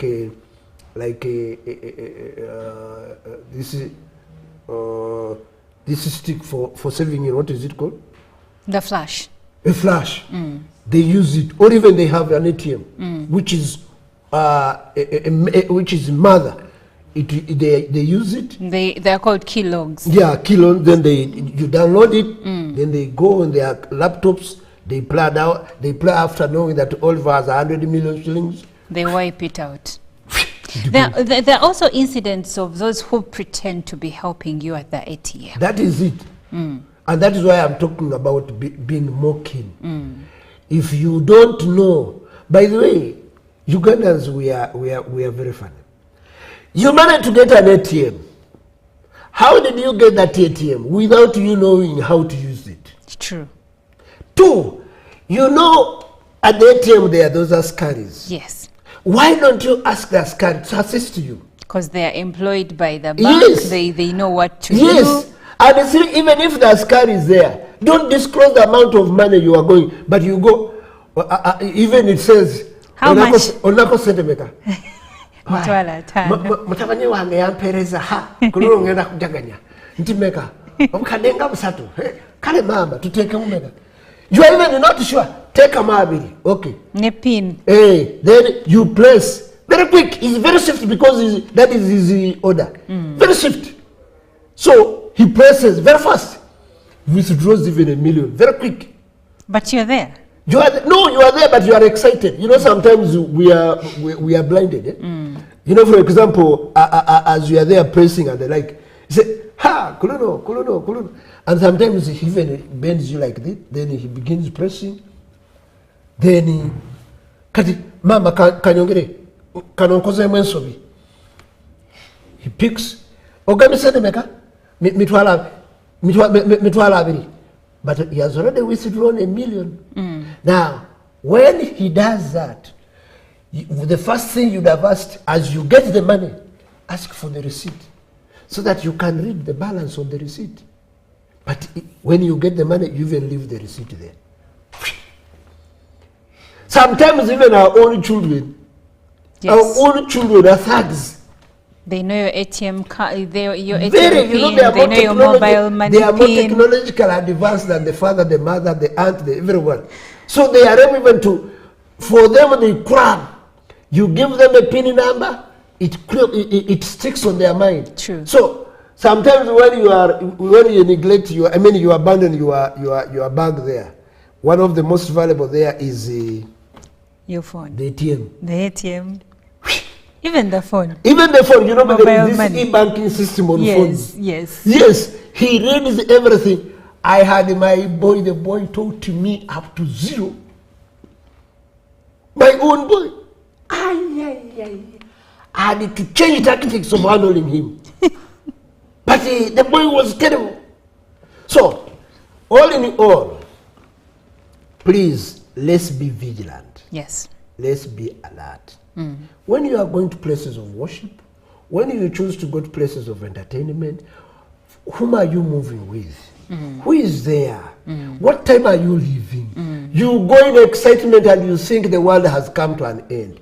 The world will not come to an end on 1st of 2025.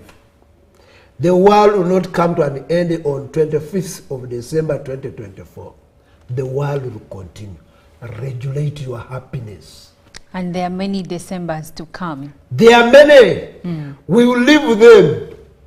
It is us to live them, not them to live us. So it is us who cut short our own happiness and joy when we don't regulate it. All right. Well, I am speaking to Afande Anatoli Muletera, and we are speaking matters security, vigilance during the festive season. We know that a lot happens, and the Afande has not left any stone unturned when it comes to the different types of crime that takes place around this period all across the year, but then it becomes intensified during this season. So how do you protect yourself? This is the conversation that we are having today, and if you have any questions whatsoever, you can WhatsApp us on WhatsApp number 0709602592. You can also send a direct text message. I'll be able to receive it, and also you can call directly, not through WhatsApp, but you can call us and have a conversation with us or ask any questions to the Afande. Now, Afande, I would like for us to look at the statistics of crime rates that have been ongoing during the past few years, especially around the festive season, and what you have already registered, even right now as we are speaking on the 10th of December. Before coming to the statistics, Oliver, you know, we have people tend to ask, people pretend, you know, Ugandans they choose to ignore. They choose to be ignorant. And I don't doubt, because, you know, being ignorant is a birthright. So what you need to also understand is that whenever there is a police press conference, we are giving accountability of the crimes that have happened in the week. So that is one incident of us reporting to you. Yes. The other one is when there is a commission of inquiry. And that is always commissioned by HE. The other one is what we call the annual crime report. Yes. So many people tend to ask, you know, police, fire happens, death has happened, you don't. When you see the police PRO coming out, he's giving a police report. Yes. And there are three forms of reports. There are those that you pay for, and there are those that you don't pay for. For example, what my brother ACP Kituma gives you. You don't pay for it, but be keen and get it. Because there he breaks down the types of crime that are happening, how many of those. And from the country. Yes. So sometimes you say, you know, there's a police chief. No. It is your birthright anyway. To be ignorant. Yeah, to choose. Now, coming to your question, one, we registered a downtrend in terms of crime, especially if you, Oliver, was also keen during the time when the Inspector General Emeritus was giving our annual crime report. We registered a downward trend of 1.5 reduction in crime compared to 2023. I mean 2022, because this one has not yet ended. Yes. Two, I will not give you our crime statistics now, because what you want is cumulative. We need to accumulate it and have a general summary, which very soon, by the way, you'll be getting it. The Inspector General of Police will be giving it. But in terms of comparison between 2022 and 2023, yes, the Uganda Police Force registered a general reduction of 1.5% of those crimes registered, reported. And this were attributed to three major factors, which I'll be able to mention in the case. However, even when that was done, they were isolated incidences of crimes that were high. For example, sex, gender-based crimes. A woman, a man fighting each other, those ones were a bit high. Two, traffic. And you know, traffic incidences. I am seeing a very different character. I don't know, Oliver, whether this, what I see is, everyone is right on the road.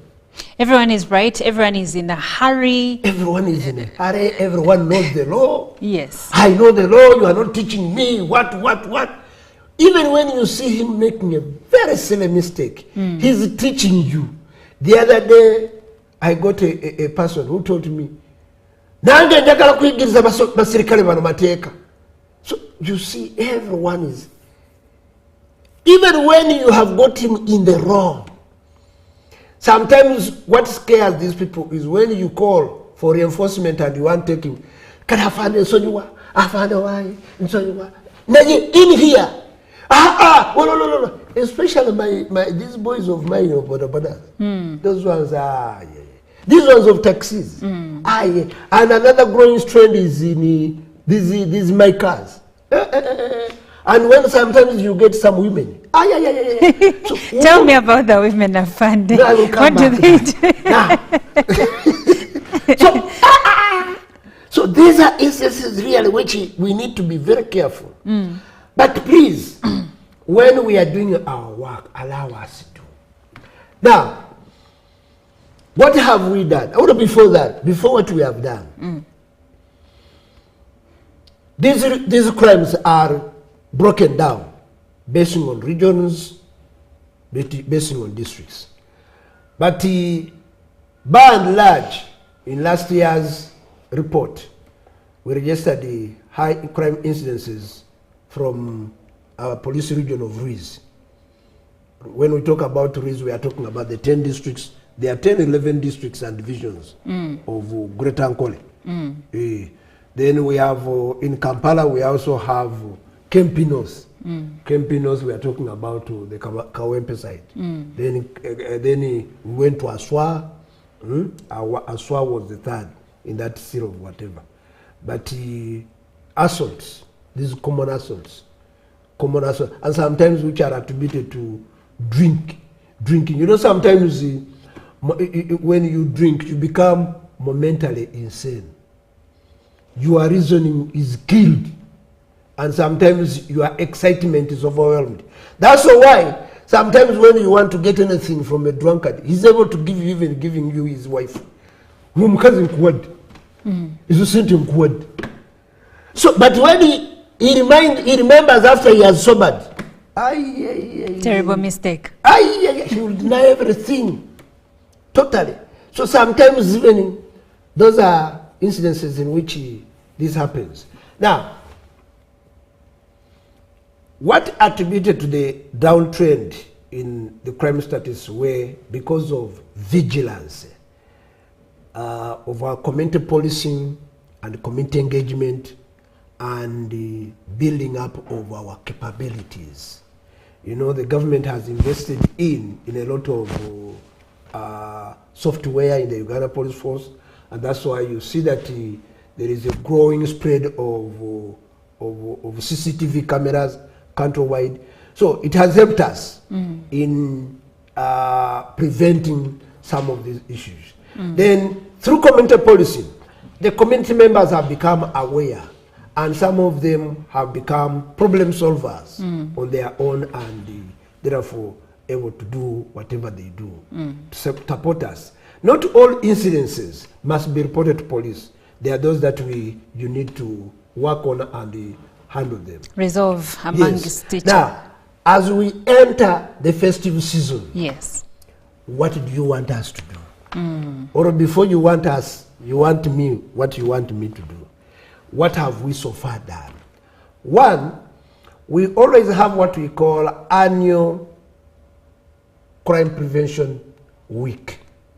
We have organized our annual Crime Prevention Week, especially in and around Kampala, but we hope it is cascaded. In this annual Crime Prevention Week, we are going to start with a procession. We shall start with a procession in Kempi East, that is on 16th. Then on 18th, we shall be in Kempi North, while talking to people, targeting the taxi drivers, the border cyclists, the general community vending in goods and so on. Then even the hospitals, because at the end of the day, you realize that most of the victims during that time end up in hospitals. So we shall be going there. We have brought a number of our stakeholders to be part of us, including KCCA. Different MDAs are going to be part of us so that they can move. But that done, we are also calling upon individuals to be responsible, because security starts with you. That's Oliver, right. have ever seen you other than today, anywhere? I am seeing you as good news here. I don't know where you live. Yes. I don't know whom you live with. Yes. I don't know what the dates you have. I don't know who has planned for you. So security starts with you. Yes. Stop this business of police has failed to do this. Police have government to Yambe. Hey, thank you for blaming us. Yes. And we shall take your blame in good faith. But at the end of the day, you need also to share this blame. Because at the end of the day, I don't know those who may target you. And even when Please, we are calling upon you. What we have put in place, please support it, because I am giving you what we have done. Now, other than the annual crime prevention week, our efforts, like you had the Minister of Works and Transport came up with very serious traffic measures, and we want to call upon everybody to support that. It is for your own good. When your car, or when another person's car, or when you lose your life, definitely as Uganda we shall lose you, but your relatives, your children, your everybody around you will miss you more. Please be careful.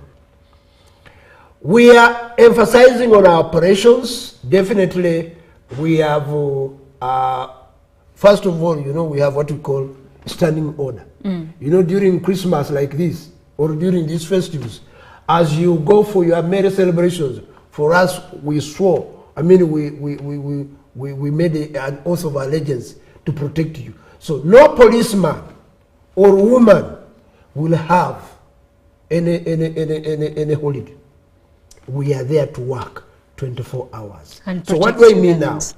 While whatever you are doing, please at least have a telephone contact of your nearest police officer.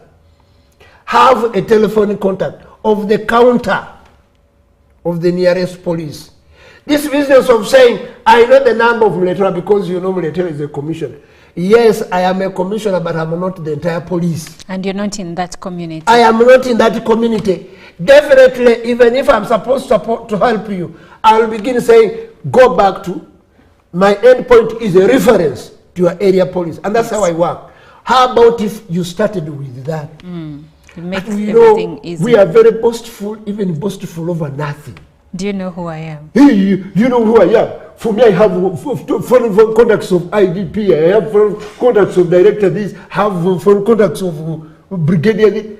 Thank you. They are for your pride, if at all they contribute much to you. But the biggest and most important telephone contact you must have is that of your area OC. Why? He's a representative of the Inspector General of Police.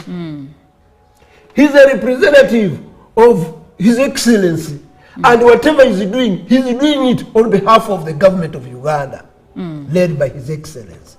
So please don't undermine him or her when she's there. All right. Now, Afande, I have a comment from Bagumayo Magezi, and he says, Nsaba muteke military police ku nguudo nga bulijjo okuyambako okendeza ku bubenje mu nnaku enkulu. Basically saying he's requesting that the government puts military police on highways, along highways, to help curb the rate of accidents. Do you normally do this? Constitutionally, we are supposed to work with everybody, including the military, and therefore we work with them. Yes. Okay. That one is catered for. Please, in our operational orders, we have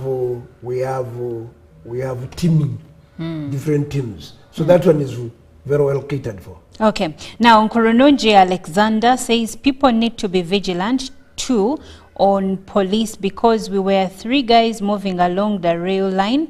When we reached the train, we stood and started watching and discussing how attractive the train was. But unfortunately, the policemen caught us and demanded 5,000 shillings from each of us because of watching the train. So also some policemen are targeting citizens. That is from Kurunungi Alexander. That is true, because I would not want to lie you that police has angels. They come from you, they are your own children, they see how you behave. They see how you treat them. So that one can be true. Yes. However, that does not mean that if you reported that, please include don't wait for me to come here and you know we have a tendency. Kambaswazi. That is not when for example, let me ask you, when did it happen? Well, Nkurunziza, if you can tell us that. 2, why didn't he go to the nearest place to report? 3, if he went there and they failed, did he follow the chain of command? You know, there is the belief that sometimes when people go to police, maybe let's say I've lost a bag with a laptop, you go to the nearby police station and they're like, oh, we know those thieves. And then they say sometimes they don't get help. You see, Oliver, You sound a Christian, but you don't read the Bible. Let me remind you. Okay. When Jesus Christ was performing miracles, yes, you know, everywhere in this world, tax collectors are the most hated. True. And who was the tax collector whom Jesus Christ called for? Zacchaeus. Yes. Jesus Christ called who? Zacchaeus. Then Jesus was asked, now you mean I thought for you are coming to treat those who are, you are again associating with even criminals like Zacchaeus. What did he tell him? A doctor does not look for, I did not come for the righteous, but rather I came for the sinners.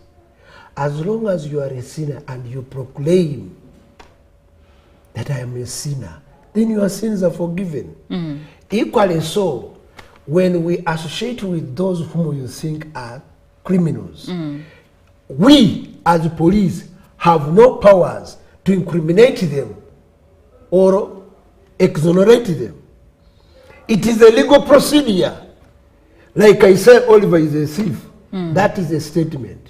How true is it that you are a thief or I am a thief? An investigation It is the procedure. What is it?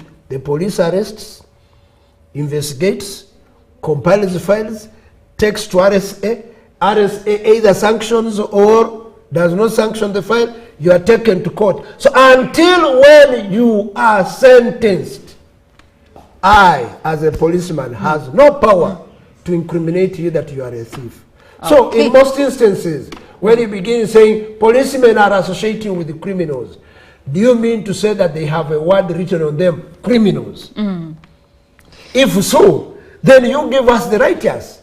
But if they are the ones who come to give us information, to cooperate with us, we shall work with them, but at the same time, we shall be able to discard the wrong acts that they wish to commit against you.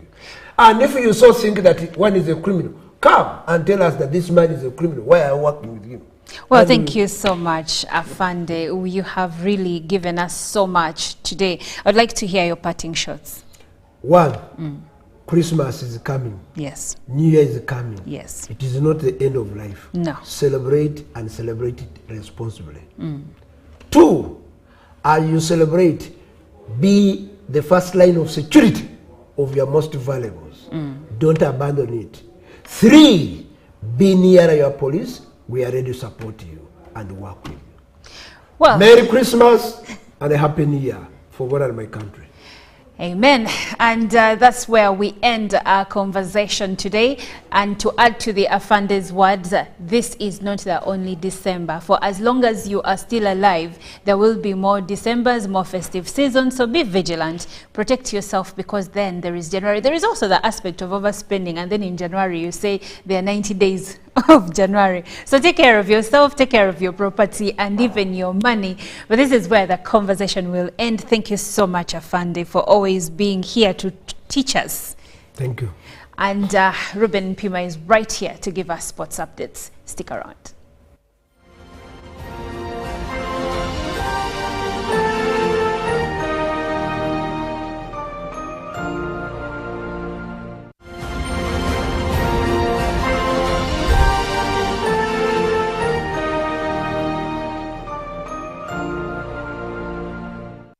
The Ministry of Health informs the general public that there are some cases of Mpox detected in Uganda.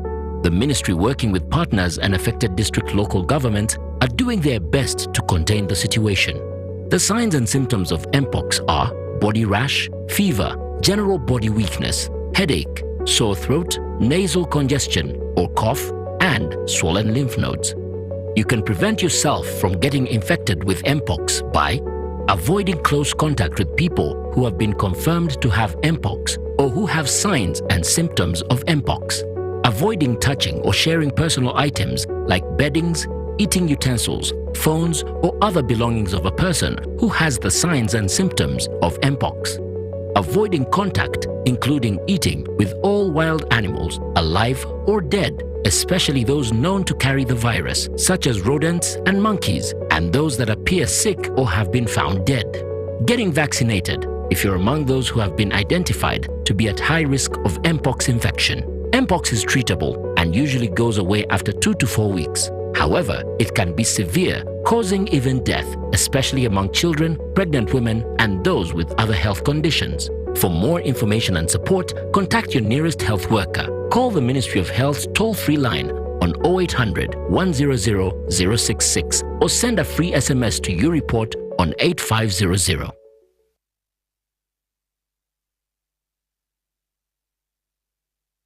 The Deposit Protection Fund of Uganda, DPF, is a legal entity established by the Government of Uganda under the Financial Institutions Act, Cap 57, to ensure that depositors are paid their protected deposits in the unlikely event of failure or closure of a contributing institution regulated by Bank of Uganda.